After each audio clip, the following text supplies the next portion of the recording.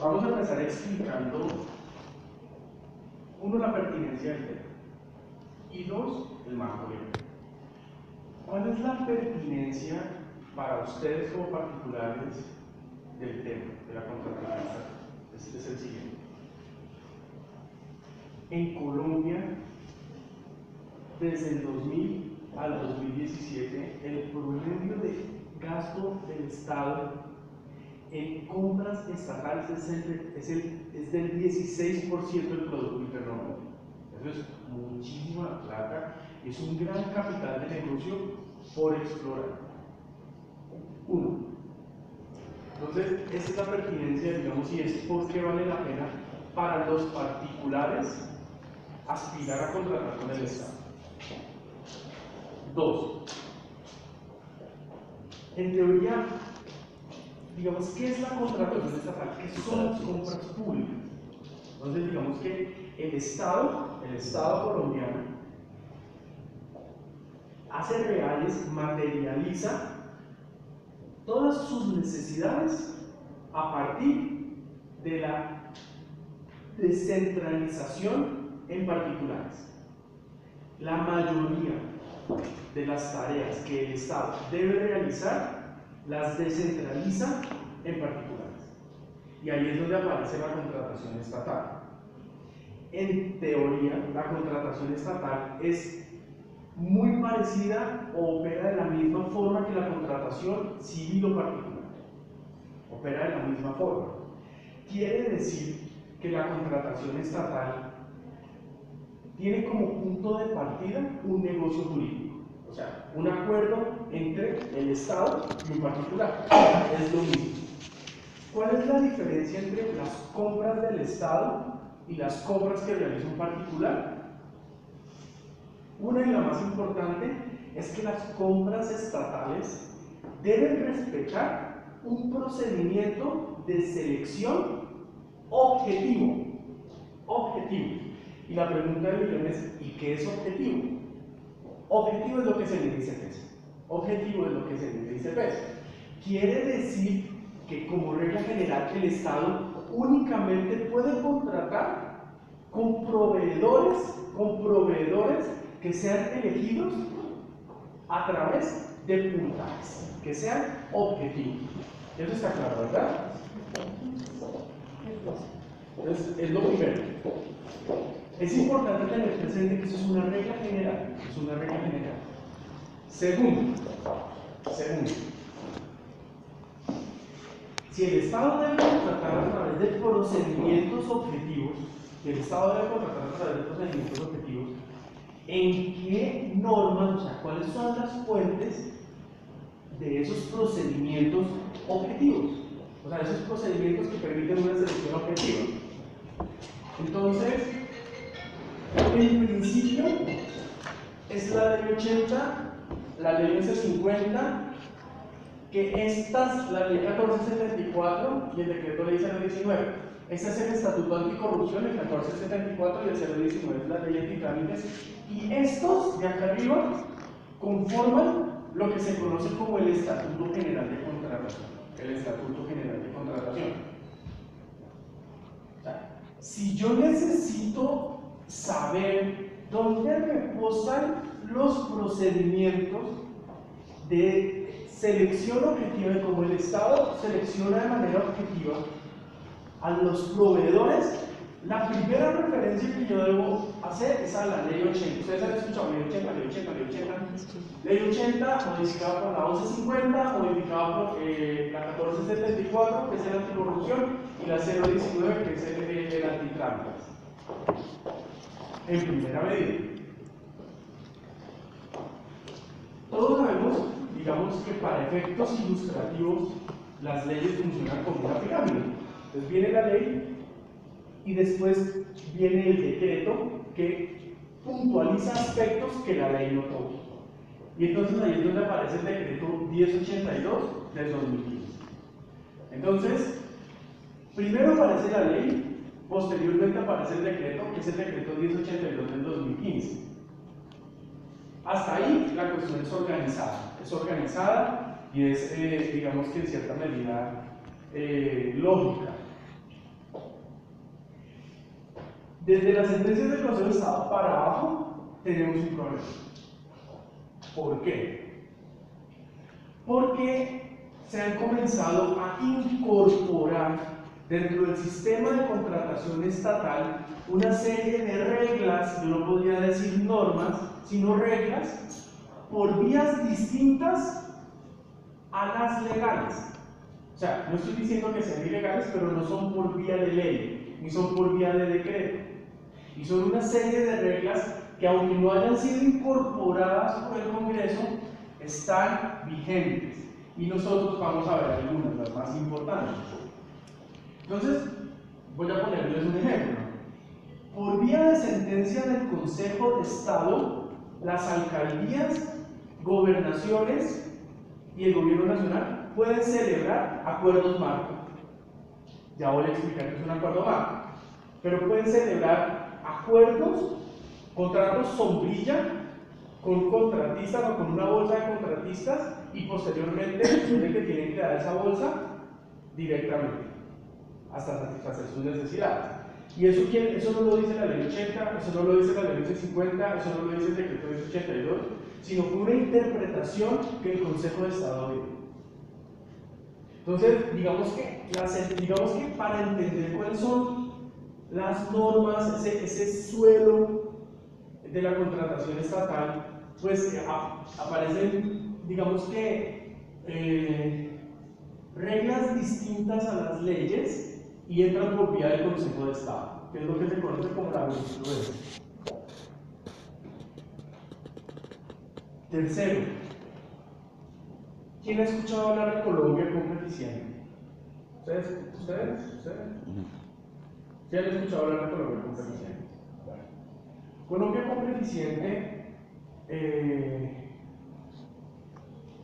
es un órgano estatal, es una unidad administrativa especial, digamos de manera más específica, cuyo objetivo es emitir políticas, directrices y centralizar el sistema de información de la contratación estatal. Eso es Colombia con coeficiente. Ya vamos a ver. Vemos que esto es un brochazo, un briefing, dicen en aviación, un briefing. Posteriormente ya vamos a profundizar un poco más. Entonces, pues tenemos algo de tiempo. La cuestión es que Colombia con coeficiente, con esa facultad que le otorgó el Congreso, porque lo crearon por vía legal, tiene la facultad de emitir, digamos que, instrumentos que regulen la contratación estatal. Entonces ellos emiten circulares en primera medida y manuales. Esas circulares de Colombia con coeficiente, el Consejo de Estado, o sea, la jurisprudencia, ha dicho que son obligatorias. O sea, si nosotros vamos a revisar la página de Colombia con coeficiente, si nosotros entramos a www.colombiaconcoeficiente.gov.co, en la parte de circulares, nosotros vamos a encontrar que todo lo que digan esas circulares es obligatorio. ¿Listo? Pero además de emitir circulares, Colombia con coeficiente emite también manuales. Esos manuales de Colombia con coeficiente son una referencia, pero no son obligatorios. ¿Listo? O sea, si a ustedes, una entidad pública, les va a decir que lo dice el manual de con coeficiente, eso no es obligatorio. Ahora, habría que entrar a evaluar en el caso concreto si es razonable utilizar o aplicar el manual de con coeficiente en un caso concreto, porque pueden existir circunstancias en las que los manuales de Colombia con coeficiente hagan una recomendación y las entidades estatales la tomen como obligatoria y para la situación en concreto no es razonable, ni justo, ni proporcional. Entonces, en esa medida, los manuales de Colombia con coeficiente no son obligatorio. Esto es importante también.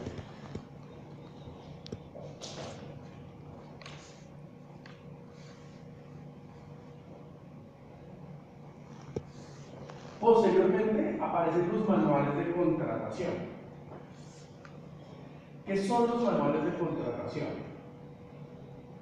Los manuales de contratación son aquellos instrumentos también, la palabra precisa es actos administrativos, que emiten las entidades estatales para reglamentar su funcionamiento interno. El ejemplo perfecto es la entidad donde trabajo, el Ministerio de Defensa. ¿Por qué? Porque el Ministerio de Defensa es tan grande, tan complejo, que necesita emitir un manual de contratación, porque las normas emitidas por Colombia, por el Congreso y por el Consejo de Estado, las reglas emitidas por ellos, no son suficientes para regular el funcionamiento del Ministerio de Defensa. En esa medida, el ministro, por ejemplo, estoy hablando de mi caso, es el competente contractual, pero es imposible que el ministro le compre a todas las unidades militares de policía, ejército, fuerza aérea. Entonces ellos tienen que hacer un manual de contratación en donde establecen quiénes compran en las unidades, crean unos comités de contratación, se llaman comités de adquisiciones, crean unos procedimientos de estructuración, de evaluación, pero todos esos procedimientos son internos, y muchas entidades estatales tienen procedimientos internos vía manual de contratación para regular su funcionamiento. ¿Listo? ¿Qué es importante tener presente acá? Que los procedimientos que se inventen las entidades estatales a través de sus manuales de contratación jamás van a poder contradecir ni circulares, ni sentencias, ni decretos, ni leyes, e inclusive me atrevería a decir que tampoco pueden contradecir manuales de Colombia.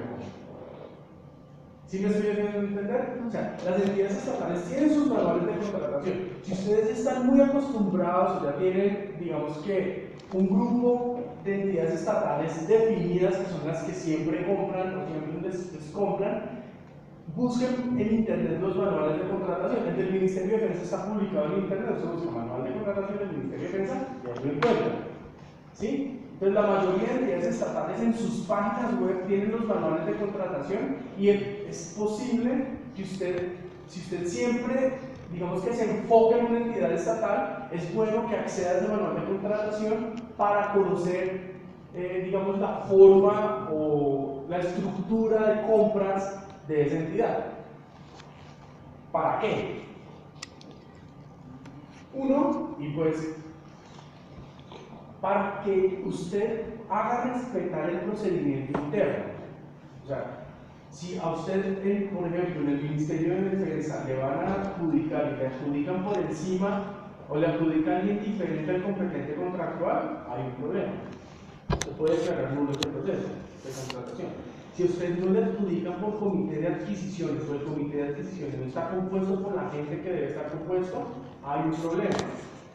¿Sí? Entonces digamos que por eso es bueno conocer, sobre todo si son entidades muy grandes y muy complejas, vuelvo al ejemplo como el Ministerio de Defensa. Por último, digamos que los contratos estatales se regulan por los pliegos de condiciones y adendas a los mismos. ¿Qué son los pliegos de condiciones? Digamos, esa es una palabra genérica, y con pliegos de condiciones estoy haciendo referencia también a invitaciones públicas en el caso de las mínimas cuantías y a solicitudes de oferta en el caso de las contrataciones directas. Pero en general uno habla de pliegos de condiciones. El concepto de pliego de condiciones hasta antes del 2015 era un documento mediante el cual las entidades estatales establecían las características técnicas, jurídicas, económicas de sus compras. Y uno, cuando pensaba en un pliego de condiciones, uno pensaba en un documento que tenía un título que decía pliego de condiciones, y que ese documento con ese título, además también decía o establecía un cronograma. Y se dividía y decía condiciones de la oferta, condiciones económicas, condiciones jurídicas, anexos, formatos, tal, ¿cierto? Es lo que a uno se le viene a la cabeza cuando uno piensa en un pliego de condiciones. ¿Qué pasó? ¿O qué está pasando? Para las personas que contratan con el orden nacional, y que ya han hecho contratación por SECOP 2, pueden darse cuenta que el pliego de condiciones ya no es un documento como, digamos, compilado, sino que el pliego de condiciones pasó a convertirse en una etapa. Porque cuando nosotros arrancamos con SECOP 2, una de las observaciones más recurrentes es que no hay un pliego de condiciones. No, claro, hay un pliego de condiciones. ¿Y cuál es el pliego de condiciones en el SECOP 2? ¿Ustedes han comprado en línea, en el costo en línea, o se han hecho compras en línea? La contratación estatal está funcionando así actualmente. Y es que Colombia Compra Eficiente dispuso una interfase en donde nosotros incluimos todas las condiciones de la compra, pero es una interfase. O sea, no es como tal un documento compilatorio que tenga índice, que tenga numeral 1, 2, 3, 4, 5, sino es toda una interfase y en algunos casos es más difícil de consultar. ¿Listo? Entonces dicen, no hay un pliego de condiciones, sino claro, hay un pliego, y el pliego de condiciones es esa interfase. Usted tiene que entrar, consultar la información que se incluye en la interfase, y ese es el pliego de condiciones. Tiene anexos adicionales, tiene formatos, formularios, o sea, lo mismo que tiene el pliego de condiciones, pero está en dónde? En una interfase. Entonces, muchas personas dirían, pero entonces Colombia Compra Eficiente está ahí respetando la ley 80 y el decreto 1082 que establece el contenido mínimo de pliego de condiciones. Dice contenido mínimo de pliego de condiciones y dice que debe tener el pliego de condiciones. Y Colombia Compra Eficiente dice, qué pena, ¿usted me puede hacer el favor de definir lo que es un documento? Claro, y entonces uno se va al código general del proceso y dice que documento es cualquier tipo, digamos que de manifestación por cualquier medio que contenga información. Y entonces, en esa medida, los documentos no solamente son físicos, los documentos también son electrónicos. Entonces, hay un documento, y hay un documento que cumple con los requisitos mínimos de un pliego de condiciones. Entonces, tiene una cuantía, un cronograma, unos requisitos técnicos, como, digamos, como vienen los pliegos en físico. La diferencia es que se están incluyendo a través de una interfase, pero es un pliego de condiciones. ¿Listo? Entonces, es muy importante porque para nosotros, digamos, son recurrentes. Disculpe, yo estuve entrando en la plataforma SECOP y no vi ningún pliego. Es que el pliego es la misma interfaz. O sea, usted entra y el mismo sistema le informa cuál es el presupuesto oficial, le informa cuál es la modalidad, le informa el cronograma, le informa los anexos, le informa los formularios, los requisitos. Entonces, eso es muy importante tenerlo presente. ¿Y qué son los adendos? Los adendos son esas modificaciones que se le hacen a las condiciones de compra. Entonces, si yo en las condiciones de compra, en el pliego de condiciones, establezco que mi condición de compra incluye en el aspecto técnico, no sé, tablón, y decido cambiar ya a otro tipo de piso, no sé, cerámica o lo que sea, lo hago a través de un adendo. Si decido modificar el cronograma, digamos, el cierre y entrega de ofertas va a ser el 20 de noviembre, pero me doy cuenta que el tiempo es poco, a través de un adendo modifico el cronograma. O sea, el adendo es cualquier modificación que se le hace al pliego de funciones, y así se denominan técnicamente.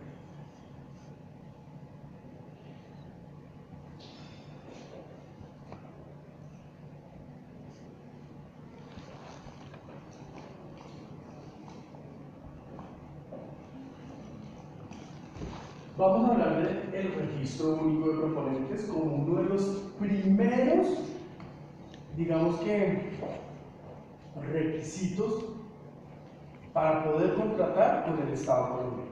O sea, si yo estoy interesado en contratar con el Estado colombiano, lo primero que yo debo hacer es inscribirme en el registro único de proponentes. Es lo primero que yo debo hacer.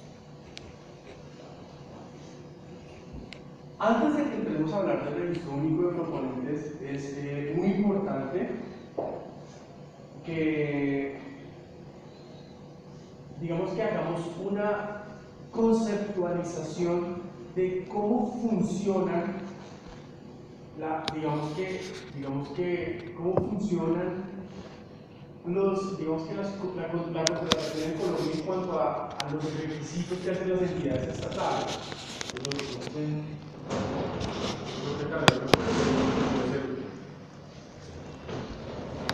¿Acá todos ven? Sí. No, digamos que la ley no lo pone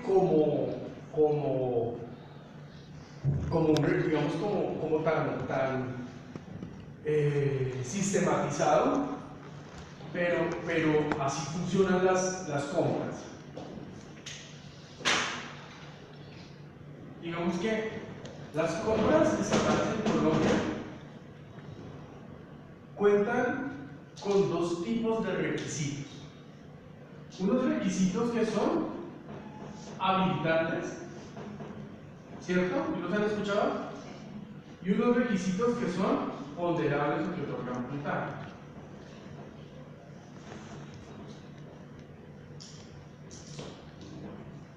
Los requisitos habilitantes son aquellos requerimientos, la palabra es esta, mínimos o básicos, que una entidad estatal hace son lo mínimo para poder satisfacer su necesidad, básicamente. O sea, entonces, un ejemplo típico de requisitos mínimos habilitantes, ya los vamos a profundizar en el registro único de proponentes. Lo mínimo habilitante siempre es, digamos que los requisitos mínimos habilitantes son técnicos, jurídicos y económicos. Entonces, digamos que financieros, sería la palabra precisa, y dentro de financieros hablemos de organizacionales también. Pero hablemos de lo técnico para poner el ejemplo. ¿Cuál será un requisito mínimo habilitante técnico? Pues voy a poner el ejemplo del transporte del personal. Lo mínimo habilitante que yo necesito si necesito transportar mi personal y voy a adquirir servicio de transporte especial es un bus que tenga capacidad para 35 personas y que sea modelo 2015. Eso es mi mínimo habilitante. Si a mí me llega una persona con un bus del modelo 2014, no se habilita porque no cumple con lo mínimo habilitante. Si a mí me llega con una persona con un bus modelo 2016, la habilito. 17, la habilito. Igual con la capacidad, 35 pasajeros. Si me llega alguien con 40 pasajeros, la habilito. Si me llega alguien con 34 pasajeros, no la habilito. Entonces, ese es el ejemplo típico de lo mínimo habilitante en lo técnico. En lo financiero pasa igual. Si yo pido un indicador financiero mínimo, el que lo sobrepase por encima o por debajo, dependiendo si es razón de cobertura o endeudamiento o lo que sea, pues lo habilito. Y en lo jurídico, lo habilitante, ya lo vamos a revisar, pues es tener una empresa constituida, no encontrarse impulso en inhabilidades o causales de inhabilidad, tal. Eso es lo habilitante, ya lo vamos a profundizar. Pero esto es como para organizar. Segundo, lo ponderable. Lo ponderable, y ahí es donde aplica la selección objetiva del contratista o del proveedor, lo ponderable son aquellos aspectos extra o bono que yo como entidad estatal incluyo dentro del pliego de condiciones para poder seleccionar al mejor. Que a propósito del ejemplo del transporte de personal, yo coloco mínimo habitante 2015, 35. Les digo, el que me ofrezca el mayor número o la capacidad de pasajeros mayor se lleva 100 puntos. Hago una regla de 3, digo, y así el que me ofrezca, digamos así sucesivamente a los que me vayan ofreciendo menos. Y lo mismo aplico para los modelos, esa sería con una regla de 3. O la otra puedo decir, a 2016 le otorgo 20 puntos, a 2017 30 puntos y así con cada uno. Y así selecciono a mi mejor oferente. Doctor, una pregunta. En los requisitos ponderables puede ser cualquier característica, no necesariamente el que ofrezca más barato. Porque nosotros nos encontramos mucho, entonces vamos a cotizar los 4 vasos de cristal, ¿cierto? Ajá. Y este vale 10 pesos, este 2,50, este 2,50, que valga menos. El ponderado que a nosotros casi siempre nos dicen es el que tenga menos valor. Claro, eso se puede. El ponderado que tenga menos valor es perfectamente posible, excepto en el concurso de mérito. Pero sí, o sea, ponderable, claro, ponderable yo generalmente coloco técnicos y económicos. No, habilitantes son financieros. Ponderables, económicos. Entonces, puedo colocar, hay varios, digamos que metodologías para poder seleccionar a un contratista desde el punto de vista del precio. Pero la más común es el menor valor. La ley exige que se sí, en una modalidad. En dos, bueno, en la mínima cuantía, siempre debe ser el menor valor. Siempre. Nada que hacer, porque así lo establece la norma. Pero en una licitación pública no necesariamente. ¿Cierto? El puntaje, el porcentaje puede ser sobre la calidad, la experiencia, claro, la ya es que la entidad lo quiera estructurar así. Es libre voluntad de la entidad. O sea, digamos que eso tiene mucha relación con el tipo de bien o servicio que yo voy a adquirir. Mi experiencia personal, para decir, nosotros digamos que hablando de ponderables como tal, a nosotros nos ha pasado que colocamos el menor precio lo que impacta de manera directa en la calidad del servicio de la compra, y nos han llegado con unas cosas terribles.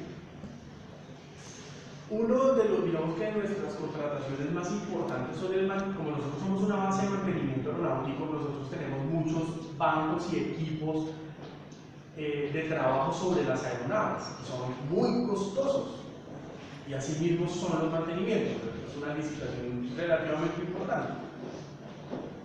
Esa licitación de mantenimiento de esos equipos, cuando las hemos sacado por menor valor, nos ha ido no tan bien. Entonces, nos pasó también que hemos sacado esa licitación por otras metodologías. Entonces, ¿cuáles son esas metodologías? Las medias, se conocen, la media aritmética y la media geométrica. Entonces, esa vez la sacamos con una media aritmética, que es la media típica. O sea, es la incluir las propuestas económicas de todos los que se presentaron, más el presupuesto oficial y promediar. Y ese promedio, el que más se acerque al promedio, obtiene el mayor puntaje, y a los demás se les aplica regla de 3 para acercarlos a esa media. Eso es sencillo. Nos mejoró muchísimo el servicio, pero el costo del contrato se nos elevó también casi en el 40%.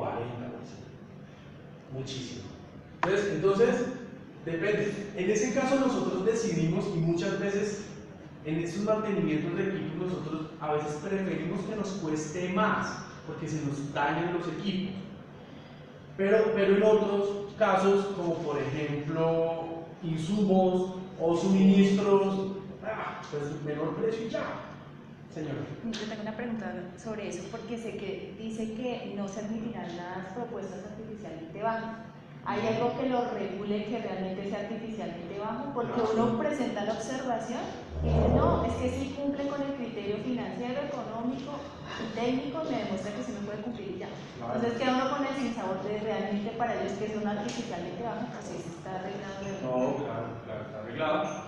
Digamos, por ley está arreglado en la ley 80 modificatoria de ley 1150, o sea, ahí aparece. Dice, la entidad podrá deshabilitar a aquel oferente que presentó precios artificialmente bajos. Posteriormente, la jurisprudencia, o sea, el Consejo de Estado a través de sentencias, ha establecido que cuando se presenta un oferente con un precio artificialmente bajo, la entidad debe solicitar al oferente una explicación soportada del por qué sus precios son artificialmente bajos.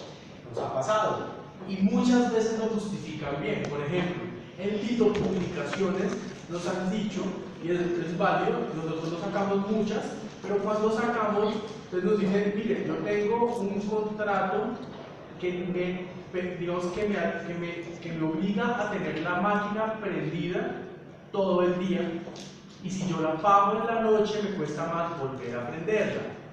Entonces para mí es mucho mejor comprar, o digamos que concursar en un proceso, no, digamos no a pérdida, pero sí a no ganancia, porque me estoy ganando ya el costo de la máquina, digamos los costos fijos del equipo. Entonces ahí hay una explicación lógica. Nos pasó una vez también con insumos. Entonces ellos que dicen, mire, nosotros tenemos estos insumos que usted está adquiriendo, son quincallería. Quincallería son puntillas, tornillos, arandelas, y la quincallería, digamos que no tiene digamos un tiempo de vetustez o lo que se llama como tiempo de vida útil, un shelf life. Entonces, la verdad lo teníamos perdido en el almacén y necesitábamos salir rápido de todo lo que pudiéramos, y íbamos a vender rápido, que más nos costaba el espacio que nos ocupaba. Y si es necesario, la entidad puede ir y hacer una visita, los otros oferentes la pueden solicitar, porque muchos, o sea, lo importante es que haya soporte de por qué son precios artificialmente bajos. Entonces, hay casos en donde se puede justificar. Hay oferentes que a nosotros no lo han justificado, en donde nos dicen, mire, la verdad es que yo no suelo contratar, nos pasó el transporte, un transporte de unos equipos. Nosotros transportamos unos equipos muy valiosos, las sillas de eyección de los aviones, y nos decían, mire, la verdad es que yo estoy interesado en entrar al mercado de la Fuerza Aérea. Entonces, yo necesito primero hacerme conocer, digamos, ver cómo es que funciona, y pues si me voy a perder, no me importa, yo lo asumo. Yo no puedo mentir eso. Digamos que, bueno, eso es una decisión difícil. Pero pues en últimas lo que la entidad busca cuando hay un precio artificialmente bajo es que sea el contratista el que asume el riesgo. ¿En qué va a terminar todo el precio artificialmente bajo? ¿Cuál es el peor? ¿Necesito? ¿Cuál es el peor, digamos, que escenario dentro de un precio artificialmente bajo? Que digamos que si el contratista incumple y se discutió sobre las condiciones de ese servicio por precio artificialmente bajo, el contratista no puede solicitar un equilibrio económico, o sea, el contratista no puede solicitar que la entidad le reajuste el contrato, ¿sí? Y en últimas, la entidad tiene toda la legitimidad para sancionar al contratista, ¿Me hago entender? Entonces muchas veces precio artificialmente bajo, la entidad deja evidencia, se compara ¿cómo? Se compara con los análisis del mercado que la entidad realizó, e inclusive es posible analizar no solo digamos que esa información que tiene la entidad, sino que es posible que en el transcurso del proceso vayan apareciendo nueva información que permita enriquecer ese análisis de precio.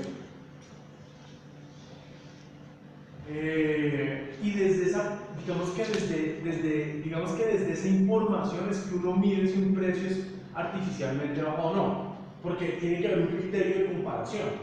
O sea, ¿cómo sé que un precio es artificialmente bajo? Pues porque nosotros, las entidades estatales, hacemos un estudio previo, ¿sí? Un análisis previo, un análisis del sector antes de abrir un proceso de contratación, y eso se publica en el SECOP 1 y en el SECOP 2. Y entonces, si de ese precio, de ese análisis del sector, se evidencia que el precio es artificialmente bajo, pues la entidad solicita la explicación. Si ya el contratista o el proveedor o el proponente acepta o asume, en el momento de un incumplimiento, la entidad se va con todo. Diferente es que no haya dicho nada, no haya pasado nada, el precio estuvo justo y que en la ejecución del contrato aparezcan circunstancias ajenas al contratista y al entidad. Bueno, al contratista sobre todo, son ajenas a nosotros, tenemos que pagarlas. Si no son ajenas a nosotros, ajenas al contratista, que incremente el valor del contrato, ya es otro cuento y ahí la entidad puede estar obligada a pagar. Señor. Dentro del proceso que menciona de mínima cuantía, y nos acaba de mencionar también que hay un estudio previo, ¿eso es lo que se conoce dentro de la contratación como modelos de estudios previos? Sí. ¿Y hay alguna metodología de ese modelo de estudios previos? Claro. ¿Esa metodología es única para cada ente o es genérica? Eso es genérico. Digamos que la metodología es genérica. El formato ya depende de cantidad. O sea, pero la metodología es recomendada. ¿Se acuerdan que nosotros dijimos, hablamos de los manuales de economía compra? Nosotros dijimos, hay circulares que son obligatorias y hay manuales. Los manuales no son obligatorios. Entonces, si hay un manual que se llama Manual de Elaboración de Estudios Previos, un manual de economía compra. Y hay otro manual que acompaña ese manual de análisis de estudios previos de economía compra que se llama Manual de Elaboración de Estudios del Sector. Entonces, el Manual de Elaboración de Estudios del Sector propone metodologías para analizar, que son metodologías estadísticas para analizar la información del sector económico. Entonces, voy a poner un ejemplo. Si uno va a adquirir servicios, no sé, ¿qué se me viene a la cabeza? Por ejemplo, servicios de restaurante. Digamos que las cifras financieras de las empresas que proveen alimentos no son las mismas cifras financieras de las personas que a mí me proveen obra pública. Tienen mayor, digamos, los de obra tienen un mayor nivel de endeudamiento, digamos que tienen otras características financieras. Entonces, ese manual de análisis de estudios del sector económico de Colombia Compra Eficiente permite precisamente hacer o sea, lo que recomienda es que cada entidad estatal haga un análisis profundo del sector económico al que pertenece la compra. ¿Por qué? Porque no todas las entidades, desde un punto de vista técnico, financiero y jurídico, tienen la misma característica de que dependen del sector. ¿Y en dónde puedo consultar yo eso? Pues digamos que eso sobre todo para las entidades estatales. La Superintendencia de Sociedades tiene una herramienta que se llama el CIREM. Y en el CIREM se hacen los análisis de financieros por indicador, o sea, por liquidez, por endeudamiento, bueno, razón de cobertura de intereses y otros, por ejemplo, patrimonio, todos los, o sea, aparecen los balances generales por sector para poder hacer yo el análisis a esas entidades. Y si no, es posible que otras entidades, por ejemplo, la Cámara de la Infraestructura, en el caso de obra pública, o en nuestro caso la Aeronáutica Civil también sacó un análisis del sector aeronáutico colombiano 2016. O sea, digamos que hay diferentes formas de acceder a la información. Digamos, aprovechando, y eso lo vamos a hablar más adelante, pero pues a propósito de su pregunta,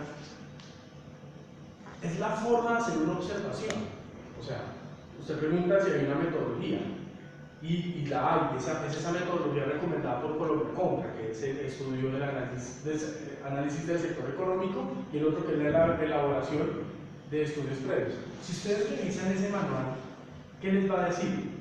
Pues ese manual les va a decir, por ejemplo, que no se puede pedir tiempo mínimo de experiencia. ¿Las entidades lo piden? Claro. El manual recomienda que no.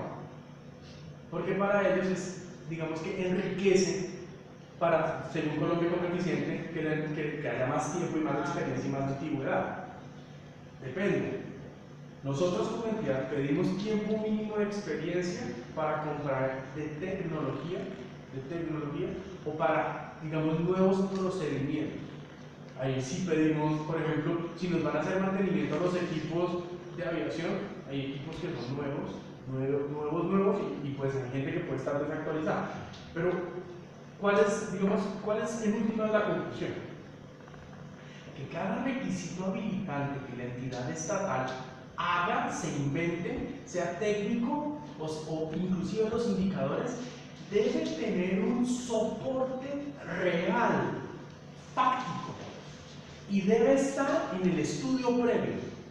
Si yo como entidad estatal estoy pidiendo una certificación, por ejemplo, yo no puedo pedir certificaciones de calidad, pero sí puedo pedir una certificación, no se puede, está prohibido.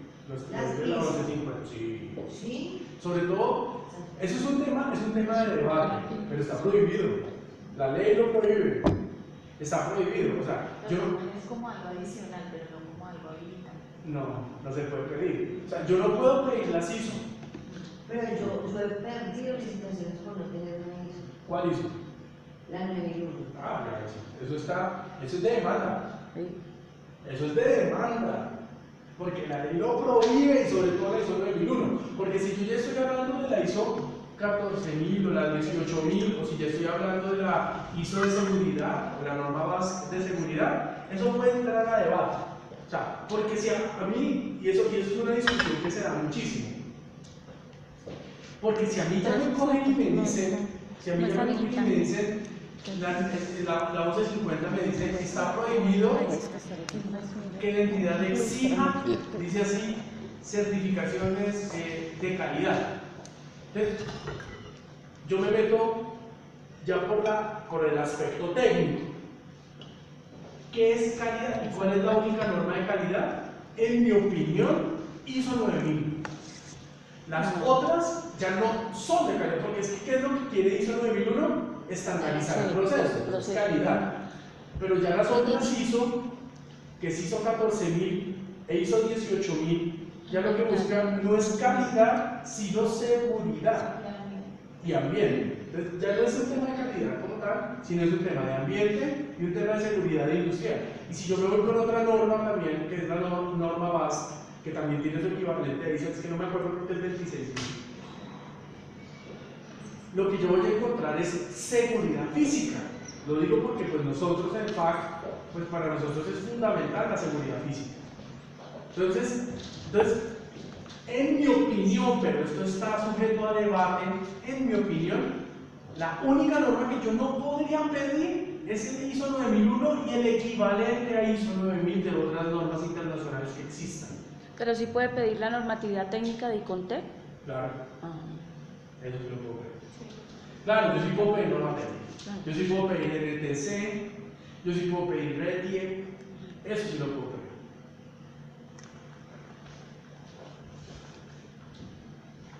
Y en mi opinión, puedo pedir 14, en la mía, en la Jorge Lípez, yo puedo pedir 14.000 y puedo pedir 18.000 y puedo pedir 26.000. O sea, todo lo que no haga relación directa a calidad, sino a otros aspectos como ambientales. Ahora, eso está sujeto a debate y nosotros, para evitarnos problemas y para sacar procesos más limpios, tampoco las pedimos. Sí, porque para eso anda el tiempo, ¿no? Sacar unas certificaciones, por ejemplo, de medio ambiente. Sí, claro, pero nosotros no lo hacemos. ¿Listo? Pero en mi opinión, haciendo el análisis de la norma, yo lo podría pedir. Bueno, entonces, habilitantes, ponderables. Doctor, una pregunta. Se me ocurrió ahora que decías que las empresas sería muy bueno para hacer una institución del sector. Uno muchas veces entra a partir de una empresa de servicios, ¿cierto? Y estamos en la